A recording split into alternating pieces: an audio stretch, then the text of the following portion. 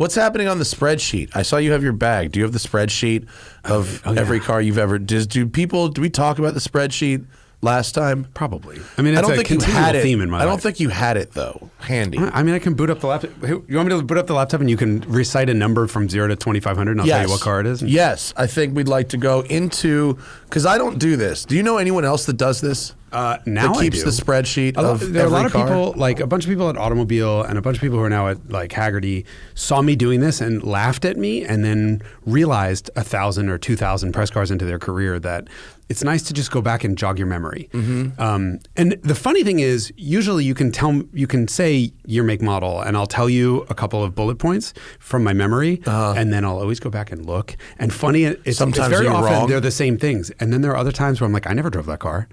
Now that I'm at like 15 years and 3,000 cars, there are times I just don't remember. Yeah. Which is fucked up.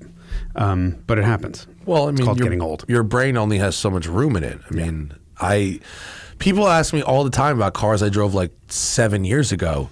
And I would do what I tell them to do, which is like, you saw a video of me in that moment describing what was going on. Like, it literally doesn't get any better than that. Well, it does. If I sit back and think and write about it and have thoughts and data, that would get better. But short of that, if you said to me, hey, Matt, what did you think about the 2015 Mustang GT stock? I can tell you. It was soft, too soft. And I could tell you that. But whatever it was, I could go. They go, you drove some dude's modified Jetta. Yeah, that forget it. What did you think about the shocks on that car? I would go watch the video again, and I would probably tell you right then and there. But that's the good and the bad about what we do is our stuff is there in perpetuity, which can bite us forever. Like if you change your opinion me having over an time. orgasm, having an orgasm from your hammer drill. Someone will meme that. Yeah. No, you also are. You're kind of held to a sort of politician-like standard of not being able to evolve your opinion over time. Although a lot of us, there is a trope that is true, which is that you liked the car until the new one comes out, and then the old one was a piece of shit. See, that happens. I'm exempt from that because I mostly hate everything. So I hate a lot of things I hate openly when they are new. Yeah. So I mean, that gets you out of a lot of trouble because then you can start to like it as the industry continues to go to shit. Yeah. And everything gets worse and worse, and you know, well, I hated that to begin with. But actually, it was just ahead of its time, or it was just the Pontiac Aztec. It turns out now every car is an Aztec, basically. Yeah, that's true. Yeah, and it was ahead of its time. Turns out, but it sucked then, and actually, it sucks every car is an Acura ZDX now. Yeah, that's true. I got a ZDX press car when it was new. I hated it. I hated it until I used it on track. This is funny. Beaver Run in Pittsburgh. I was doing an Acura TL SHAWD 6MT, so the 6-speed all-wheel drive TL. I know what you meant accurately, but Acura and Batman there. I actually said in the story that it sounded that whoever wrote the name of that car was a math teacher who was having a stroke in the middle of the meeting versus Audi S4, because it was my theory that actually that Acura would beat an S4 around a track. And Don Sherman from Automobile at the time was like, "You're a fucking moron." And I'm like, well, let's do it. I think you're probably right. We got to the track and it was wet. And so I used a ZDX to dry the track for like 3 hours. And this just did ass out, super handling all-wheel drive drifts for 3 hours. It was awesome. And by the way, the TL matched the S4 in lap time. So I think like a 10th. Except that it actually couldn't do it. We had to pace together 2 laps because it would last a half a lap before the brakes caught on fire. Oh no! Well, how was the ZDX's lap time compared to the problem. S4? I never used the brakes. I just flick it in and let super handling all-wheel drive sort it out. It was good. I actually really liked when I had an RDX recently, and I was like, oh, the RDX is actually kind of dope. Like, don't sleep on the RDX. It was pretty good. Acura's best product, which is not actually a high bar, but it is its best product. It had really good seats, a really nice steering wheel. It handled well. It had a great stereo. But you were able to turn the stereo on? It sounded good. The infotainment is terrible, but it sounded good. Yeah. Infotainment's hard. All right, I'll pick a number. Let's go with. One is the first car you ever drove. And 2524 is the last one I can talk about. Okay, so 942. Okay, now I got to scroll all the way. Sorry, you don't have a quick finder? How do you do cell 942? I don't fucking know. I don't know anything about Excel. My wife is the Excel master. I don't know anything clear about all notifications. Okay, 942. The 942nd car that Jason Cammisa ever reviewed. Oh, here we go. 949. This is so clip friendly for the Yeah, what do you got? He's smiling. What do you got? On March 22nd, 2010, I drove 180 miles in a 2010 Suzuki Kazashi 6-speed manual. Now, see, that was actually a fine automobile, if I remember correctly. I drove the Suzuki Kazashi, and I thought for the money, it was a pretty nice little car. Okay. What did you think about I remember the Kazashi? it being good.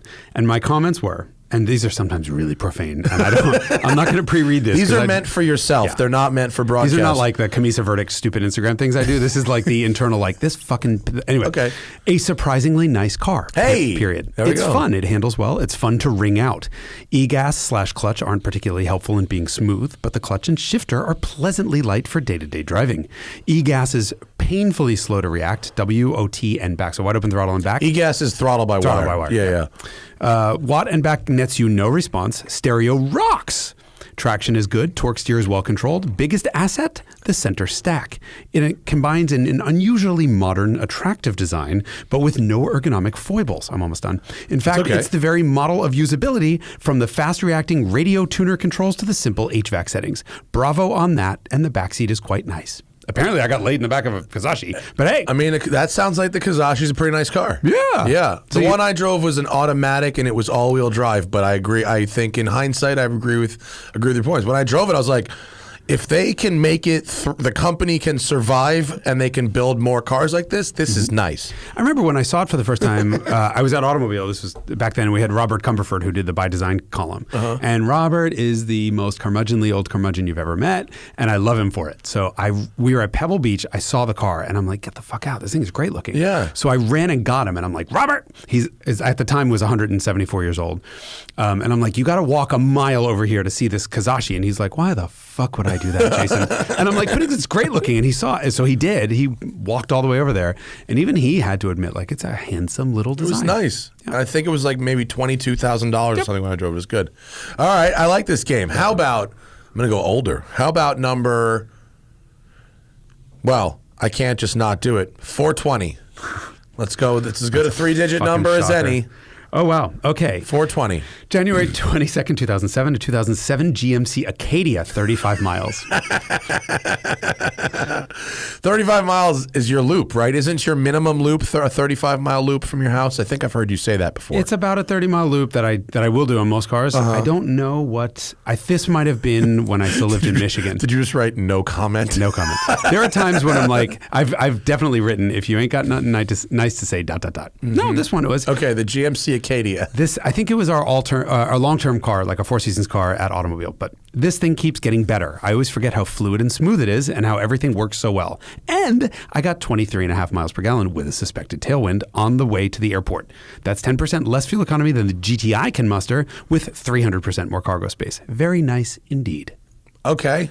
That's that harmless. to me says rent one when you're traveling. Yeah. That's what that says I to me. used that Acadia to tow my E30, to tow my Scirocco. I towed my Porsche 911 to the track. Really? Yeah, I towed everything with that bitch. And yet your review says 35 miles. That was because that one time that I drove the car. So there would be other ones where, I mean, hold on. So all I have to do is... literally, do you make a note every time you take the car out of the garage? No. Oh, okay. No, but if it's a press car that I drive for... If I happen to drive the same year, make, model 3 times, it'll be 3 different... there are, for the record, a total of 9 notes for an Acadia. One of them was 405 miles, and it says, towing, see logbook entries. Pretty impressive at performing its task, great stereo, fantastic transmission. But I did a total of 725 miles in that Acadia. All right. This is why the spreadsheet's fucking magic. That's why it works. Yeah. That's why it works. I wish I had the... I don't know, motivation. Waste of fucking time, or waste of time, whatever it was. I managed to fill my fucking days with a lot of shit. Yeah. It's I don't have the time. Me too. All of which is useful shit like that. It is useful. Excuse me. No. You know what? Useless. It is useful. No, that's useful. That spreadsheet is a core function of your nerdiness. One of the guys at Automobile, when he first found out about this, was like, we're all going to make fun of you now, but in 20 years, this is going to be worth a lot. And he's 15 years later. I believe that spreadsheet will, before the end of your career, become a published book. I'm going to have to really edit it. I mean, okay. I know you guys all think guess I what? have Books a foul get mouth. edited, so shocker. Well, I mean, you think I have a foul mouth? You have no idea. What I don't the understand. internal notes? So why do you think that that's the case? You don't think people have written fucking filthy shit in books before? It's not that it's filthy. It's that I have a sick, twisted, demented sense of humor, and I like to be offensive. Okay. So I will make comments that would not pass a politically correct. Well, that's fine. test. You can tone down some things here and there, but like, I mean, at that point, you'll have a written but not edited book. Fair Like, yeah, true. Somebody's going to have to go through it and get some of the really bad shit out. I'd like to publish the Lexus logbook, the Million Mile Lexus That'd be logbook, cool. as a book, as a little coffee table book. I think that would be fun. Where is that car? Is it The car? Yeah. In Florida with Freddie Tavares. Oh, okay. I was going to say in Florida, like all Lexuses. It's in Florida. Where it's like fucking 10 miles from where I bought it. He says he was gonna I sold it to him for $1 because because I was done with it, and he was gonna put turbos on it or something. Fuck out, really? And his audience was unhappy with that, and they want him to restore it. And I don't know if he'll ever get to that or whatever, but he says he's going to restore it. Okay, I'm fine. not sure either of those is the right thing to do, but whatever. What the fuck? Who cares? Cool. I mean, Hold on. But I did say wonder if your he- Million Mile Lexus is in here. Probably. That would have. When did you drive it? Do you remember? I bought it December of 2014. I don't know at what point in its life you drove it. It was a 1996 LS400. If you can find that. Miata RF. So there's one instance where I said Farah. Miata RF. That was from P. Cody P. Cody for last year. 2019. Yeah. Did you participate in this year's P. Cody? No. Who did? like I don't have just notes for your Million Mile Lexus. Oh, somehow. that's how unfortunate. Yeah, that sucks. You I did a cobbles- burnout in it. Nice. Congratulations. That's on video. I wonder if that was before or after the replaced transmission. Can't imagine. Gee, I wonder. I think it was probably after. I think it was actually. after. It was at like 969,000 miles or something. Yeah, the trans was rebuilt at like 925. I should go look at the footage because I wonder if it was like right after I did the burnout. I mean, maybe I got a with the rebuilt trans, I got a 50,000 mile warranty on that. So I was really excited that they would warranty anything on a 900,000+ mile car, but they fucking did. That's insane. I'm very disappointed in myself to not have notes. Honestly, I'm disappointed in you. If you want the logbook, maybe you wrote some notes in the logbook at the time, did you? Probably did. It's I'm over. on video. It was in a Motor Trend Yeah, episode. the so- logbook's in the lounge if you want to maybe go see if I'll go see. your notes still exist. Let's do another one. How about let's go more recent. How about number 2120? 2120.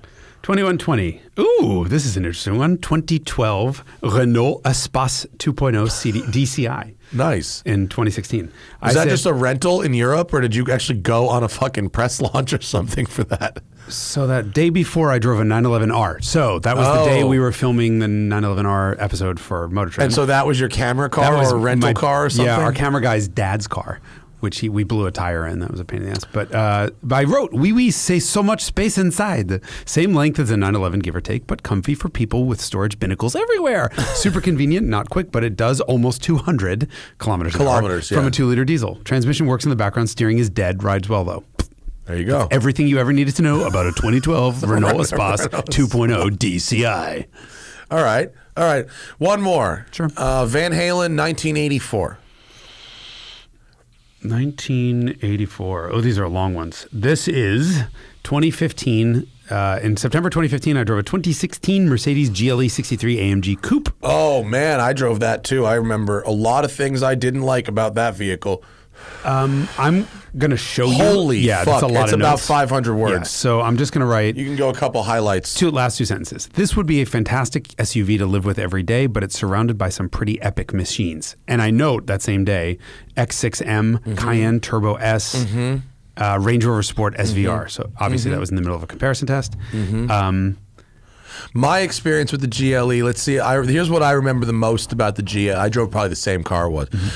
Is that if you drove it fast enough to get into the traction control, it shut everything down for about 2.5 minutes. full seconds, and it wouldn't come back on until you were pointed dead straight, and only about a second after that. And apologize to baby Jesus. You can get a half a second back if you're like, sorry, sir, we will not do this again. Yeah. You know what I did? 6.5 tenths. Poor car.